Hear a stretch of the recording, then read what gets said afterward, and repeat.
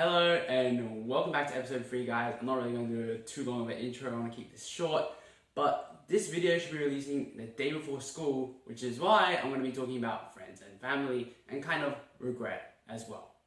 And we'll start off this episode with another little story.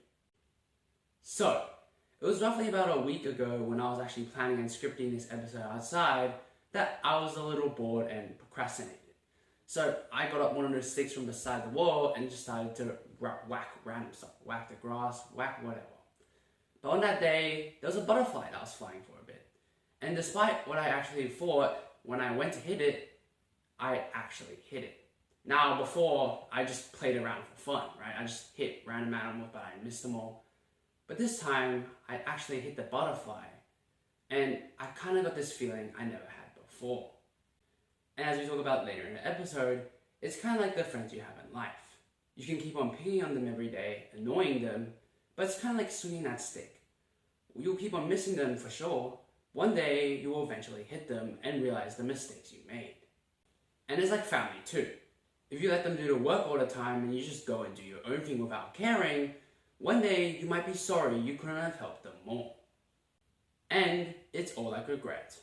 Like with the butterfly scenario, you always knew you could have hidden the butterfly with a stick in the first place, but you chose not to believe it at the time. And when it did happen, you realized that you should have listened to yourself in the first place. And before we start talking about friends and family, it's important to understand that how can you care about others if you don't even care about yourself? For example, on days maybe where you have a bad sleep or something goes wrong, the next day when you go to school, you can't really be asked to talk to friends because you might be tired or something else might have happened. It's important understanding that caring about yourself is being yourself. It's realizing that you can grow, you can change, and also loving who you are now, as we talked about in episode 2, and as we'll talk about in episode 6. It's realizing that your life is so special and every moment unique to you. It's finding joy in the fact that only you will experience this life. Not that other people had more experiences or less, but that you were fortunate enough to have the experiences that you have. It's not about if this person went out more than you, went to more parties than you, or is in more group chats than you. It's about that you were able to experience the things that you have now. For example, the times that I've gone out, I can count them on my fingers. I don't have to have more, but it's just recognizing that the things I have in life are all that I need. These are things that are unique to me, and when you truly appreciate them instead of running off to get more, you realize that sometimes less is more. It's why comparing lives with others is pretty stupid. We all have vastly different lives with vastly different things and vastly different factors, but if you just remove all that noise and focus on the things that you can control, your own life, you realize that just because other people have done their stuff doesn't mean you can't recognize and appreciate the things you've done in life. This idea is perfectly demonstrated through this analogy. So, imagine if your life, in terms of events, experiences, and memories, were taken as photos and put up in an art gallery. Now, everyone's photos are there, or your friends' photos are up there.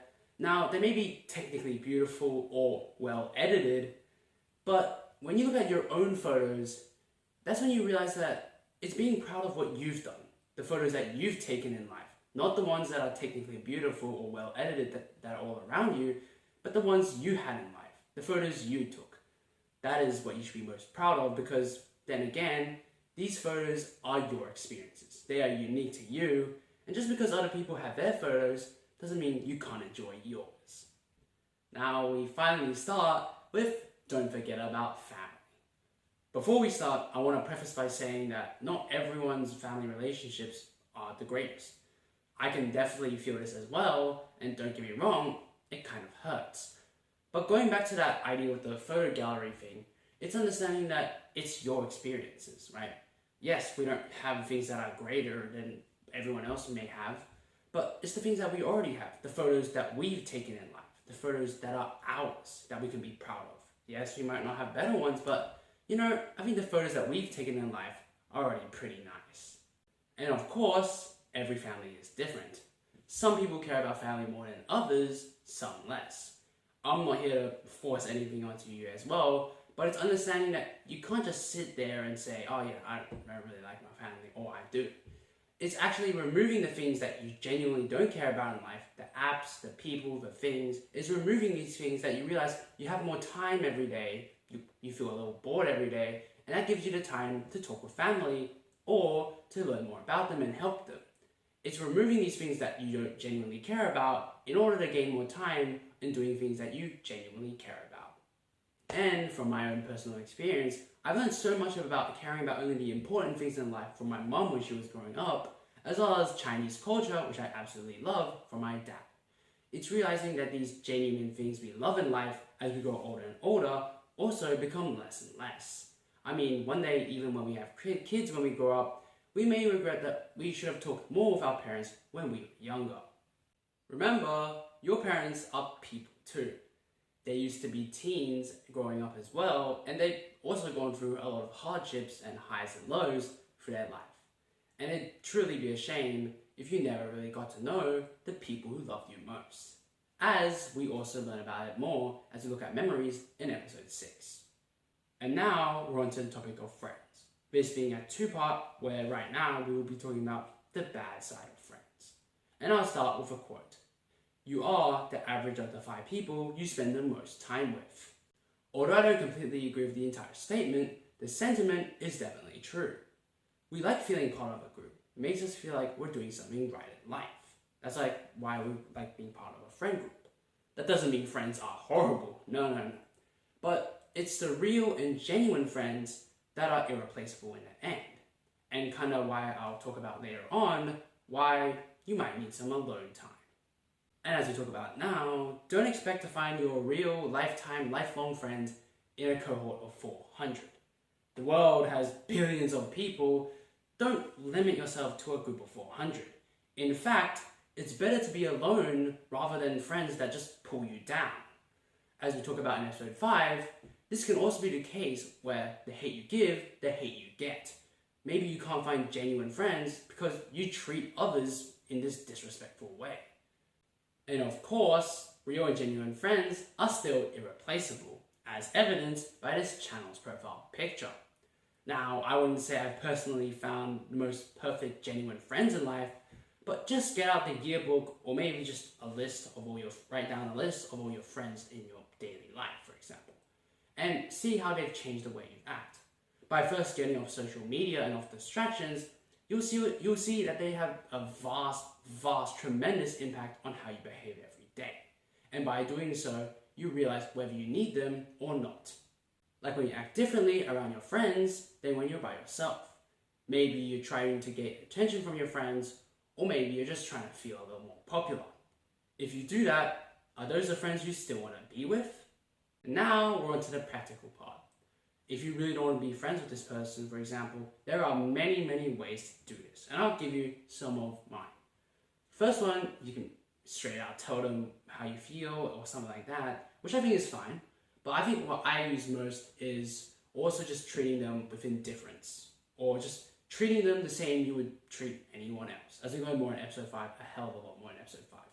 If you treat someone the same as you would anyone else, they feel kind of bad for attacking you because it looks like you're doing nothing wrong. And as we learn a hell of a lot more in episode 5, it's caring about what you can control. And if you're treating this person with indifference, the same you would treat anyone else, and they're attacking you back, it's about caring about, it's understanding that the attack is coming from them and you can't control it. You can control your character and your actions, but what they say you can't control, and that's completely fine. You just recognize now that this is not someone I want to be with. But I think another great one is just seeing them less. The less you do something, the worse you're going to get at it. The less you see someone, the more they're going to forget about you. If you sit next to them at lunch or recess, don't find a different spot to sit next to. Or if you sit next to them during class, find a different spot. The less you see someone, the less they're going to think about you, and the more they're going to forget you. And that is also a really good strategy. And now we're on to the good part of friends. And I might say a statement that might not resonate with everyone, but real friends don't have to be real. What I mean by not real is that they can be anime or cartoon. Now, before I explain that, I want to say that real friends in real life are still a hell of a lot more worthwhile, but as we talk about next episode in episode 4, Onizuka Echi, the main character, has taught me so much. He's taught me how to overcome fear, overcome change, and most importantly, he's always got my back. Isn't that also what real friends do? And as another example, in year 7 and 8, I watched the anime series called Persona 4. It was about a group of kids who were investigating a series of murders in a small town. And as they grew, I felt the happiness the characters felt into my own life, as well as their own sadnesses and joys. I realized that friends are here to help you. They are here to teach you a lesson that you will never forget, even if they aren't real. And as we jump onto this section, which is about how real friends are people you can just be yourself around, and more on that in episode 4, next episode, which I'll kind of talk about a little right now, which is that although real friends are like, for example, you do feel like you can just be yourself around them, we'll talk about how just being yourself should be to anyone. You shouldn't be afraid to be yourself just to certain people. Being yourself to everyone is ultimately the greatest feeling, and I'll talk about that in episode 4.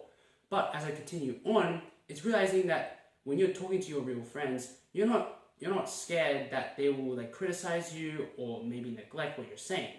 It's kind of like an equal payment. You tell them something genuine and deep from your experiences, and they return something that is also genuine and deep from their experiences. It's not you give them something genuine and deep, and then they give you, and then they ignore you or like neglect you. It's real friends kind of have that equal payment where they respect you and they're also able to share and connect with you. And as a friend, I'd like to remind you that your actions have consequences. Take a moment to just look at your entire life. 17 or 18 years of highs and lows, fun times and not so fun times. That's kind of the same with real friends as well. They've also been through highs and lows, maybe ones you haven't even experienced before. And as I go on through the rest of the episode, just like at the start, like that butterfly, you can hit them down and break their wings. Or you can be the updraft and set them free. And as I finish off this episode, I would again like to remind you of the role you have as a friend. Because at the end of the day, how you treat others is also representative of how happy you are yourself. And back to that butterfly analogy at the start of that episode, it also might give you joy to just, instead of hitting the butterfly and watching its wings break, to watch it fly freely. At the end of the day, I made this channel because I found purpose in helping others like you guys. And maybe you guys do as well. Friends will come and go, but family is forever. We all have different lives, but when you realize which friends you want to keep, which friends you don't want to, it becomes a lot more easier to say goodbye to those friends you don't want to see anymore.